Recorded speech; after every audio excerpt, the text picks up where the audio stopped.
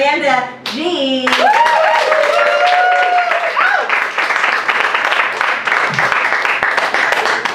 Okay, thank y'all for having me. I am, like your host said, I'm in town from New Orleans. Yes, I am gay. For the theme of the night. And yes, I do have as many disabled cats as you think I have. I do. I got 2 cats that each have 1 eye. I got 1 cat with no tail. I just need 2 amputees and I'll have lesbian bingo. I do have a dog. I have a dog. She has all her parts. Don't worry. I love her. She's a good dog. She's a good dog. She listens. If I say sit, she sits. If I say roll over, she rolls over. And she's great. She doesn't even beg for treats, right? Because she knows she has the greatest treat of all. Peripheral vision. I think this crowd knows this. I usually have to say, so we have the LGBTQIA community, so I identify as lesbian. That's my category. And we all have subcategories, right? So my subcategory is soft butch. That's how I identify, soft butch. What that means for me is I've never had a problem using a women's restroom. Like, no one's ever hassled me. Never had a problem with that. But no one will arm wrestle me. I'm soft butch, I cry. I cry at everything, y'all. I cry at everything. I watched the Oscars, I cried at every acceptance speech. I haven't even seen one of those movies. I didn't even know what a Nora was. I was like, is this person, place, or thing? I have no idea, but I was so happy everyone's winning their awards. They've done all like a lifetime of work. I'm crying with joy, but I'm also punching a wall, you know? Soft butch, that means it looks like I can fix, I look handy, right? I look real handy. I look like I was born with a flannel, like, and a fucking tool belt. But I'm not handy, I can't fix anything. The other night, my power went out, and I just waited for the temperature to drop enough for my wife to wake up and fix it. She did, she wasn't happy about it. She wasn't. I live in New Orleans, which is in the Gulf of Mexico. We're not changing that. We're not. They're trying to change it to Gulf of America. I can't identify as that. I can't do it. I also, like, we already have a Gulf of America. We already have a Gulf of America. It's the spot in the bed between Trump and Melania. Also the Great Depression / recession. We could go all day with those. We can. I know, living in the South is exactly what you think it is, right? The other day I was driving by one of the Chick-fil-A's in town, and they have a sign that gives announcements because the Chick-fil-A is a place where you get information. And the sign had an announcement that said, Daddy-Daughter Date Night. RSVP needed. Yeah, there is a 4-word sentence that has Daddy-Daughter Date and then night. Like, they keep coming after the gays, and I'm just like, y'all gotta look within. Y'all got, like, and who made that sign, right? The guy that made that sign, I think he also calls playing piano tickling the ivories. He's just that guy. He is. No, we've had a lovely lineup of queers so far, and we've all let you know that's part of who we are, it's part of our identity. And I think it's important that we do that. It's important. This is a place where we have a voice, and we can let you know, like, we are here and we are queer, and get fucking used to it. We're gonna be here doing this thing, and I love that queer comics get on stage and talk about it. I think it's important, and I think for me, the reason that I do it is because coming out in real life is really hard, right? Coming out in real life, it's hard, it's scary. You don't know what's gonna happen. Like, you could lose your friends, your family, your home. It's frightening. It's frightening. Like, when I came out to my parents, y'all, they were so worried for me. They were like, Amanda, we're so worried you're gonna have a hard life. And I was just like, Mom, Dad, if you're worried I'm gonna have a hard life, then give me some fucking money. Right? Like, give me all the money. I am fine with my identity as a lesbian, but my identity as a broke person, that can go fuck itself, right? Like, Mom, Dad, get in here, let's pray away that poor.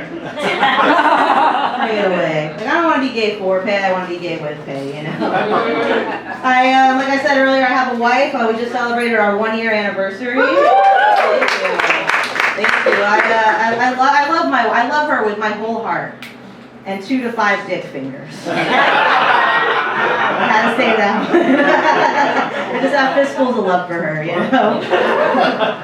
I did. No, I got married. I was over 40 when I got married. And I thought I was having a geriatric marriage situation. But recently, my wife and I, we went to her great Aunt Janet's wedding.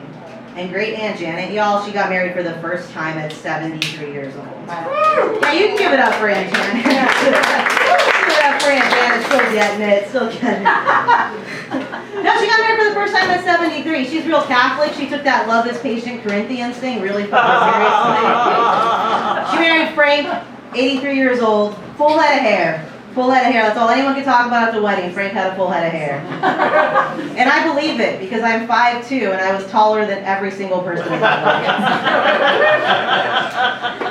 I was, but I'm thinking to myself, great Aunt Janet, why now? Why at 73 are you getting married? Why now? And then I realized it's a lot easier to commit the rest of your life to somebody at 73 years old, you know? She's like, Frank, I'm going to give you 10 good years and 7 weird ones. When I got married, I wanted a wedding ring, mostly to let you all know to back up, you know? Back off. Usually the front row at every comedy show is empty, and I assumed it was the ring and not the audience. No, I wanted a wedding ring. It was important for me to have one, but I don't wear jewelry. I haven't worn jewelry in 20 years. My earrings have closed up. I don't even wear a watch, necklace, nothing. So I was worried if I got like an expensive wedding ring, I wouldn't know how to take care of it. I'd lose it. I'd break it. I'd put it down somewhere and walk away. So I wanted to get myself something affordable, right? So I went on the internet, find myself something affordable. I didn't go on Amazon. Too expensive. I went on Temu, y'all.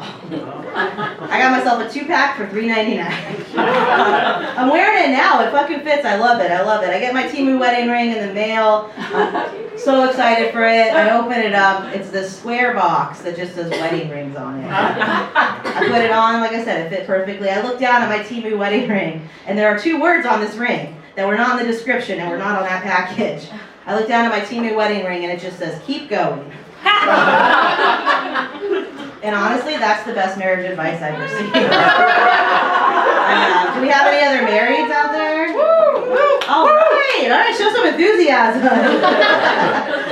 When y'all got married, did people give you advice? Yeah, a little bit, yeah. Maybe, I don't know, maybe it's because I got married like over 40, but like everyone had advice for me, right? Whether like they'd never been married before, or they've been divorced 3 times, like they're like, I have the magic words that are gonna make your love last, right? Did anyone tell you like don't go to bed angry? Is that a thing you ever heard? Like don't go to bed angry, like always say I love you. Communication's so important, right? You know what Temu said? No, Temu said buckle up, bitch. It's gonna be a bumpy fucking ride. You're gonna keep going. My wife and I, we went on our honeymoon to Greece, which was really awesome. It's been like a lifelong dream of mine to go. And I was so excited. We got to see all the sights. We had a Greek tour guide that took us all around. We got to see the Parthenon. We got to see the Oracle at Delphi. We got to see Olympia, where the first Olympics were. And the whole time, we had this Greek tour guide just telling us these Greek mythological stories, right? It was awesome. So one day he's telling us the story of the centaurs. Do you know the centaurs? Man up top, horse on the bottom. Right, so the centaurs one night, they want to get drunk. Right, that's what a half man, half horse does. They whip it into town. And they go to the nearest bar, and they're taking shots, and they're pounding beers, and they're having a good old time. And what happens when a half man, half horse gets wasted? They want to go meet some women, right? That's what happens. So they look around the town, and they see the Amazon warrior women.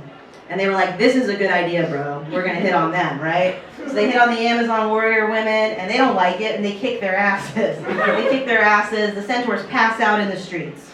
They wake up the next day, they're hungover as shit. The sun is just so bright, and they're looking at each other, and they're so embarrassed about what happened. That they're like, we're moving to caves in the forest for centuries. That's what we're doing. We're never going to talk about this shit again.